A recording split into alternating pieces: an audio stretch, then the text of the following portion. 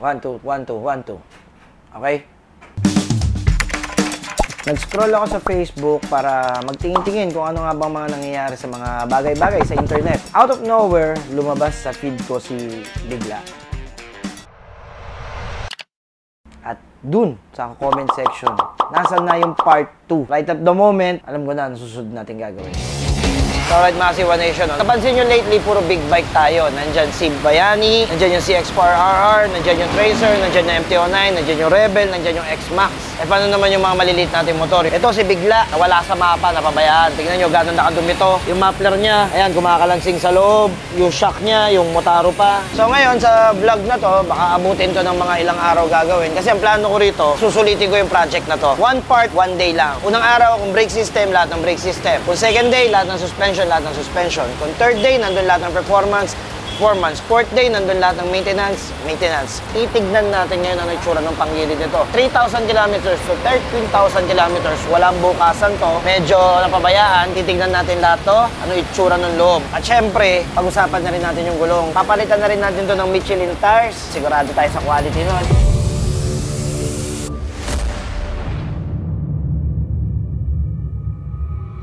Day 1 ng episode kong nakakabigla. Marami-rami yung gagawin natin. So, Master, tara dito. Brake system. Ito yung medyo madugo. Meron tayong 3 calipers na pinadala sa atin. Meron tayong Frando, meron tayong TRC, meron din tayong Adeline. So, ito yung brake master natin. Ito yung CRG. Ito naman yung para sa kabila. Steel braided, Master. Ito, pinaka-paborito natin, si Everlabing Michelin. Kakabit natin ngayon, City Grip. Isa sa asset ng City Grip 2, yung sidewall nito, sobrang tigas. So, sobrang tigas ng sidewall na to, kahit malambot yung gulong mo, hindi siya umuoblong. Ang problema doon, matigas din install. Kabit nyo na yan, busin natin to. Front assembly muna.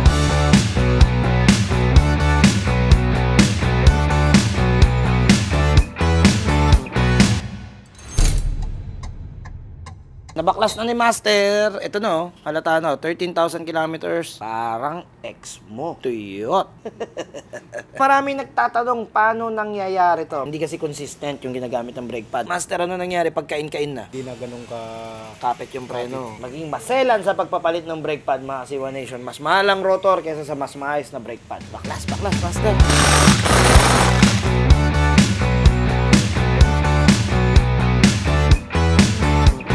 Tayo sa front shock. Tagas na, Master, no? Sige, palitan nyo na lahat yan. Tapos lagay mo yung MBR1 sa loob. Papalitan to ng laman loob. Gagawin progressive yung spring, adjustable, para hindi na siya ganun kalambot.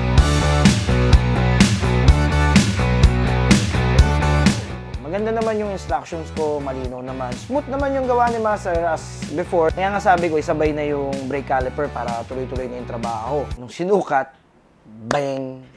Doon na nagkanda loko-loko. Isa pa lang, sa abit na. Pag rolling, sapul agad yung ano. Ayan, may gasgas na agad. Pag pinilit natin to, hindi na to accurate. Baka 1/4 lang ng rotor ang kainin. Nakita niyo yung dami ng bracket na binili namin. Sa dami nun, Diyos ko, nakakainis. Sumablay pa rin kami. Actually, hindi naman kami ni Master yung sumablay eh. Si ano eh. Ako nga pala si Efraim, OPEM, kung tawagin nila dito sa 01 Moto. Hindi ko naman alam na hindi sukat yung bracket eh. Nakalagay kasi dun sa pinag-orderan ko, pang Aerox 155B2. Eto nga oh, daming bracket, yung isa walang pumasok. Normal na yan, na nagkakamali, nagkakaproblema. Yun nga yung pinaka-essence ng mga build eh, kaya namin ginagawa pa ulit-ulit. Kaya sabi ko ano eh, picturean na yung bracket para sure na yung mabibili namin. At makapag-proceed na kami sa front shock suspension. So ito, ipicturean natin para tama yung mabibili niya. Ito. Pagalaw yung caliper.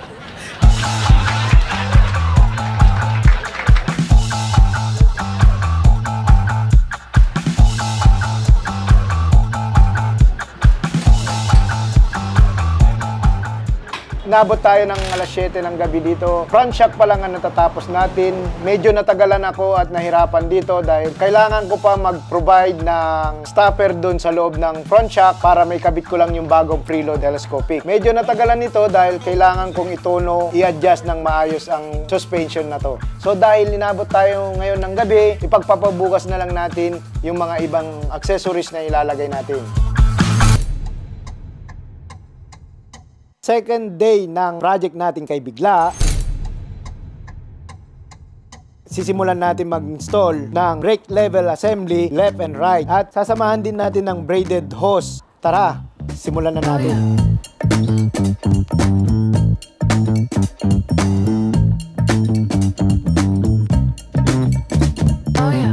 Day 2, kakarating ko lang. Medyo kadiri na yung wirings nito, Master. Ayusin mo nga. Pag inayos nyo, palinis mo na rin itong loob. Naisip ko, wag muna natin kabit yung gulong. So, Master, wala rin muna ang disc brake, ha. Huwag ka na muna mag-bleed. Connect mo lang lahat. Ang gagawin natin ngayon, lagay tayo race power. Mahaba-haba pa to.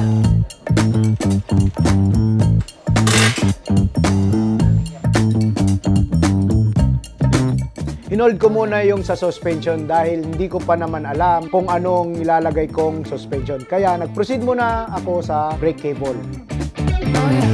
Habang ini-install ni Master yung TRC caliper natin, sabi ko, teka lang, di-discuss ko muna sa inyo kung paano natin gagawin to at anong meron dito sa mga caliper na to.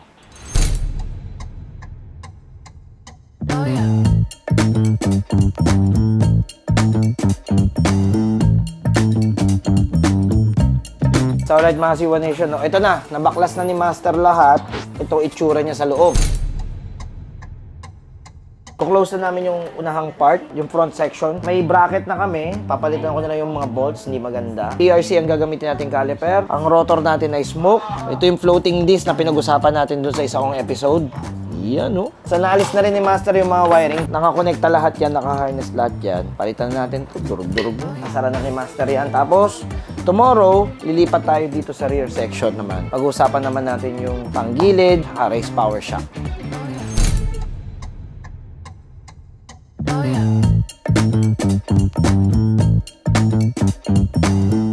So bago matapos ang day 2 ng build kay Bigla, kinabit ko muna lahat ng front section pero hindi pa siya working para lang organize tayo sa pagbuo kay Bigla. Nakabit ko na ang lahat, ngunit meron pa akong isang nakaligtaan at si boss pang nakapansin. Wala pa lang lalagyan ng side mirror. Bibili na lang tayo ng stock. Ayun, ganun. Yung butas lang para dito. Okay, nakakabit naman na lahat, pasok naman na lahat. Nakamount na lahat pero hindi pa lahat gumagana yan kasi next step ni Master. Sisip-isip ko, next step? Kala ko ba tapos na? Ito Master, panggilid. Pinadalan tayo ng sun racing ng sunset. Important na yan kasi alam ko stock pa yan eh. Pakibuksan Master, baklasin nyo, linisin nyo kung yung kailangan. Pati ito Master, palinis tong ilalim. Pakita natin ang itsura ng durog sa 13,000. Di pa naman ako masyadong pagod, kaya back to work! Panggilid naman tayo guys. Ibahin lang natin yung pwesto.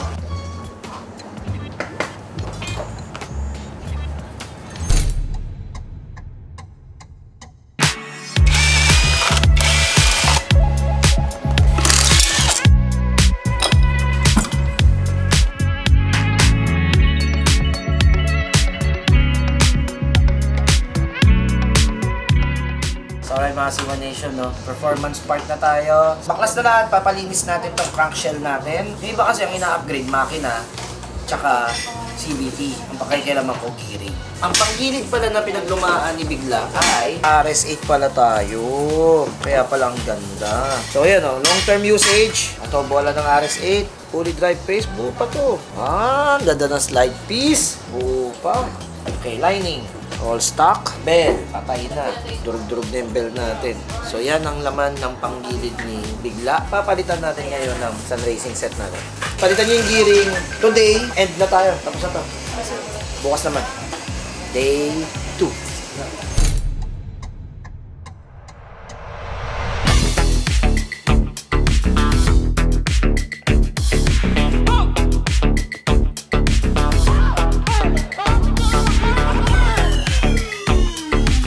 Master, ano ginagawa mo dyan? Nakakabaklas na naman yan. Okay, bago tayo kesa. Ay, boss, good morning po. Anong ginagawa dyan? Meron tayong mas magandang plano para dito. Anong gagawin nyo sa crankshaft? Alam ko lang pwedeng gawin dito kulayan. Kulayan nyo to? Yes, sir. Paano yung black? Meron tayong paraan dyan para hindi madamay. Paano yung babaklasin lahat? Bibiyakin pa? Hindi na, sir. Basta panoorin nyo na lang kung paano namin gagawin ang improvement ng crank nito, si Bigla. Ang gagawin naman natin ngayon is from chassis to engine, ihiwalay natin. Dumi ng throttle body na to. Palitan nyo rin to, Master. Dyno Pro lagay natin. Spark plug, gusto ko loaded. Palitan ba natin injector? Stop. Anong babagoy na sa throttle body? Wala na, no? Sige, Master, pinturahan nyo na yan kung ano naman gusto nyo gawin dyan. May go signal na. Experiment time! Baba muna natin.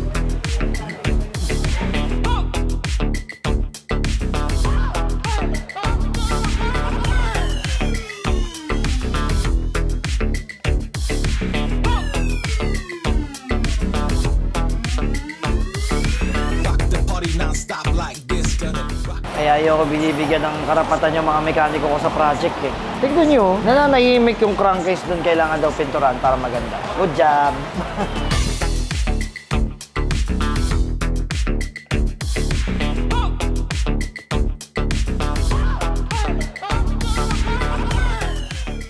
Natapos na rin natin yung plano natin na pagpipintura dito sa crankcase. So, ang susunod nating kakabit is yung Race Power Premium R+.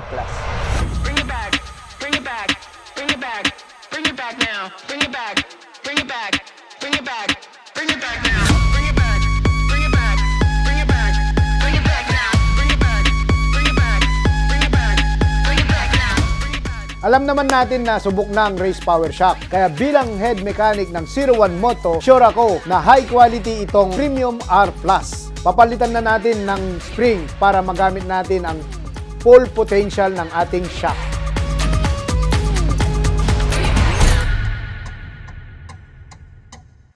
Ano ginagawa natin, Master? Ilalagay natin yung bagong secondary gear para dito sa Aerox. So, tara, sampak na natin.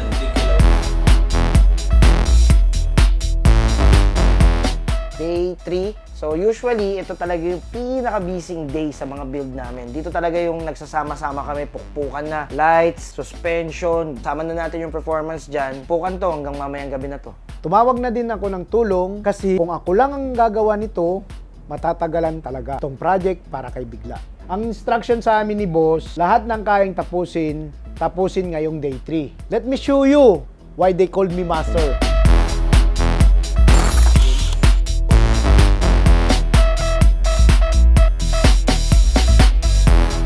Panibagong instruction mula kay boss, papalitan daw ng kulay ng Race Power Shock. So pinalitan ko na rin ng mas makapal na spring. Kayang-kayang gawin kahit ako mag-isa. Basic! Ngayon, gusto ko medyo may challenge kay Master, kaya ang dami kong pinadagdag ngayon. So naglagay tayo ng dual horn combo, yung may stock at may aftermarket with halo switch tsaka interruptor relay para talagang maingay. Basic!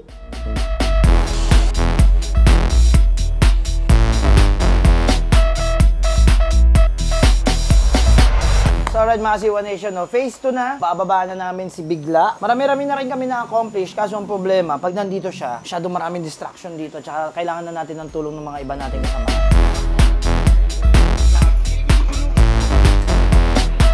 So inabot na kami ng gabi dito kay Bigla. Tuloy pa rin ang laban para may ikabit lang namin yung mga gusto namin, yung mga accessories na ikabit para kay Bigla. Tara na! So ito, ikakat natin dito, itong part na angle, patuwid. Pag ganun lang. Kailangan malinis yung pagkakadali ha, kasi ang purpose natin is speed and clean na project natin. So naikabit na rin natin itong halo switch natin, tingnan nyo, tulad ng sinabi ko kanina. Tapos ito yung mini driving light natin, yan. Ay, passing light. Stock horn. Dual horn.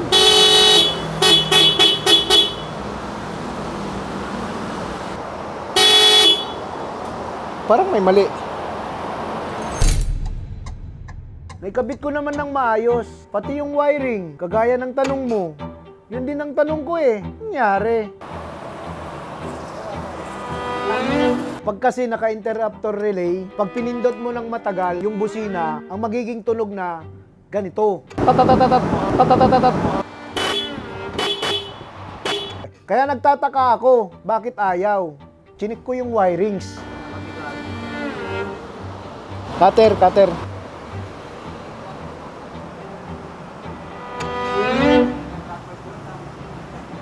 Sira. Nasira siya. So sinubukan namin sa ibang busina. Kuha kayo ng busina dyan. Try tayo.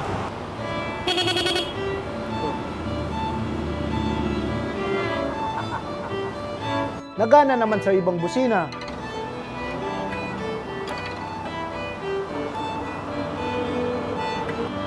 Either sa wiring. So binalik ko ulit sa pagkakakabit. Okay na. Baka the master the gangster to.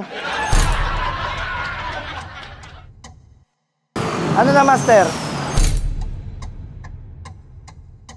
May bolts na tayo Kabit na natin tong Sun Racing set. May magic washer na, no? Ito titanium. Ito yung reinforced ordinary nila. May groove. Tingnan natin. Sarap. May butas. May butas para sa dumi. Malalim yung thread. Okay, next. Mas manipis. Mas fine. Pero may groove. So ito sasalpak natin. Lining. Ito. Ay, sarap. Ganda, no? Hanggang loob, oh. Sige, master. Salpak mo na yan.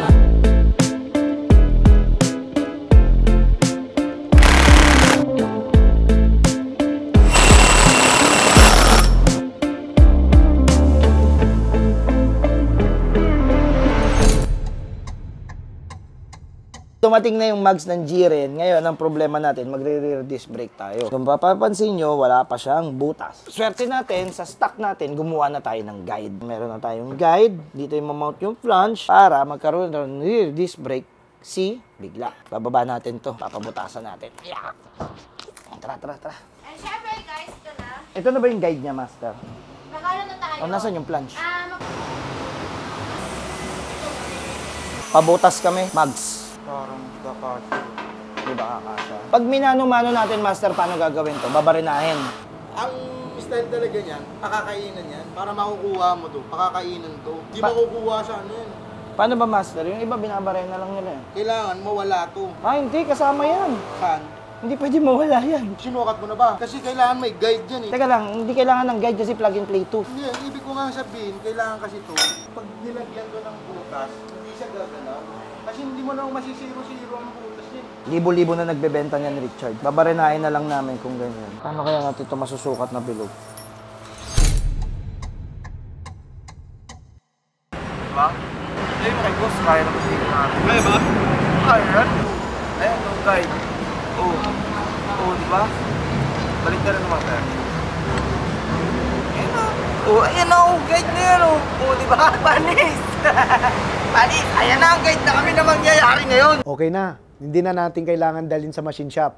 Ang kailangan na lang natin gawin is i-report kay Boss. Excuse. Yung di natin na gets kanina, yung hawak ko kanina na kulay silver, yun yung pinaka-guide niya para... Sumentro. Yes. Kasi nga pasok sa gitna yun eh. Oo. Kaya nagtataka ako eh. Sinalpak namin doon sa Aerox, then nilagyan namin ng papel para 0-0 talaga. Mamarkingans ngayon, then butas. Sige na, gawin nyo na. Mano-mano lang. Yun na, napapaisip na ako. Supposed to be this is the #1 solution, how to fix this problem. You see that? Oh. So they have an idea to...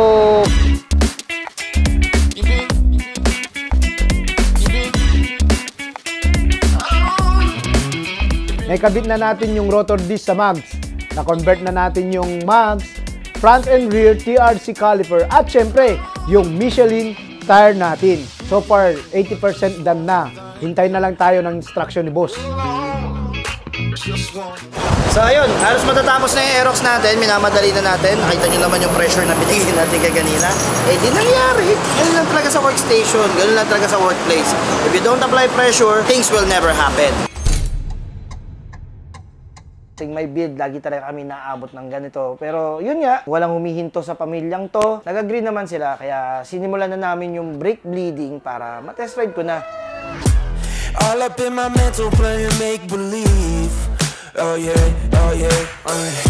You always really were a pipe dream to me.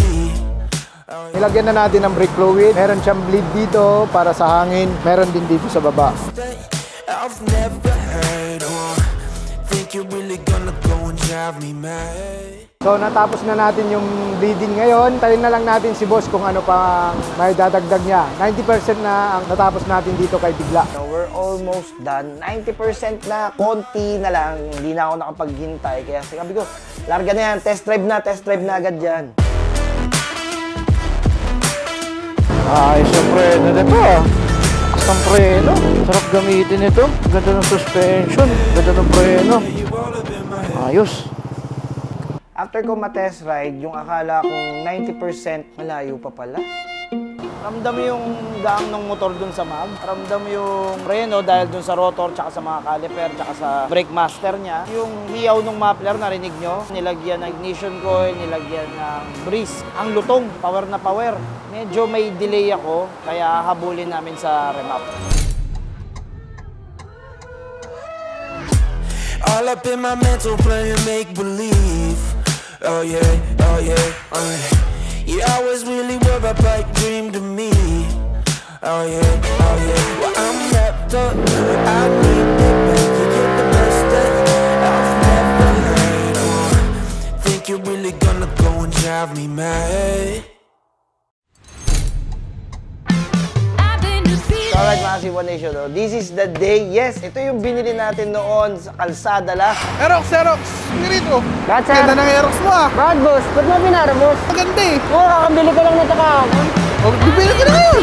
Supposedly, 1 week project is inabot ng 1 buwan dahil sobrang dami ng ginawa namin dito. Kaya tara, tawagin natin yung mga kasama kong gumawa rito. Tara.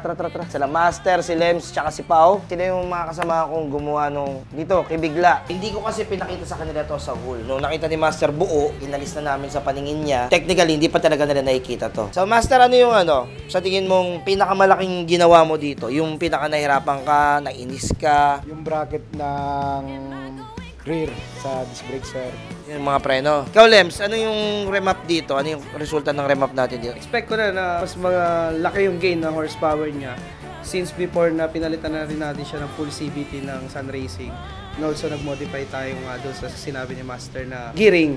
So additional horsepower pa yon. Plus, dinagdagan pa namin ng mga ignition coil, tapos spark plug.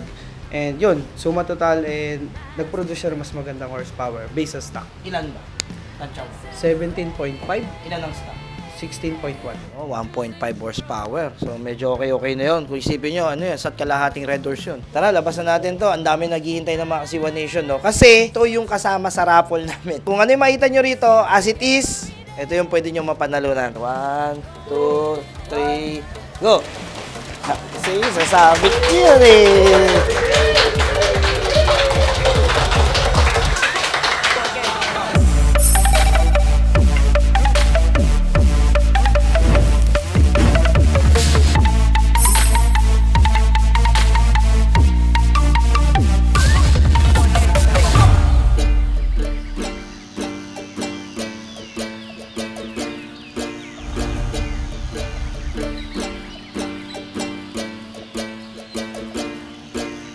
So alright mga C1 Nation, ito si Bigla 95%. Bakit 95%? Ngayon ko pa lang siya matitest ride. All brakes, tires, upgrades, yung super set na nilagay natin sa loob, yung super stock, muffler na naka-remap, improved cooling system, titanium set ng Sun Racing. Ngayon, magkakaalaman na, test ride tayo. Okay, let's go. Okay. 14,000 kilometers na to. Good as brand new pa ba yun? Uy, ang ganda ng suspension. Uy! Billing carbon, yung narinig nyo doon. Magdadala dito yung panggilid tsaka remap portion.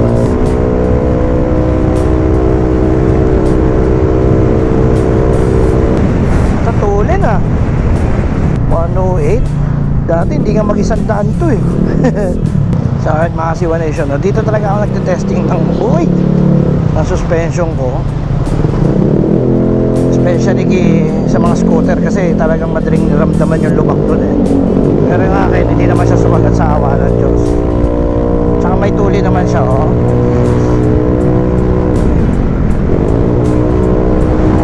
Ilan ang top speed?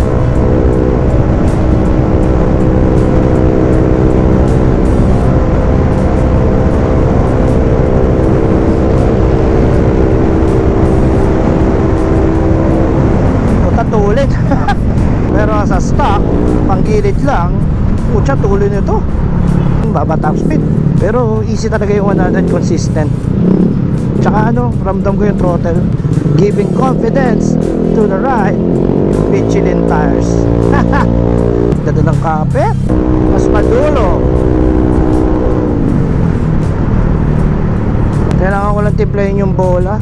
Pero ganda ng bira. Nakatulong dito yung spark plug, accent wire, tsaka yung Dyno Pro ignition coil.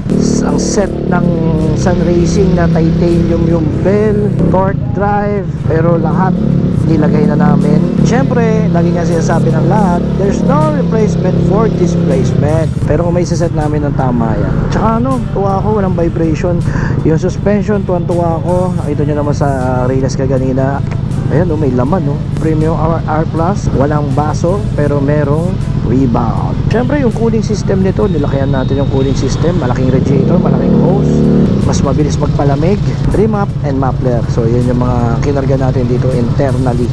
Pabor din itong brake master na 17.5, no? Tsaka itong side mirror na stealth. Nakala ko walang makikita rito.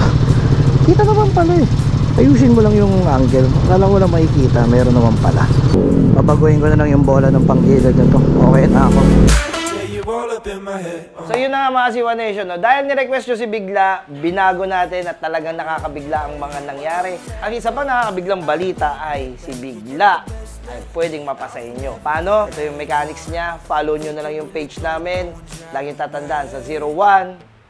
Kayo, number 1. Tell me why I just can't shake you. Nothing can replace you.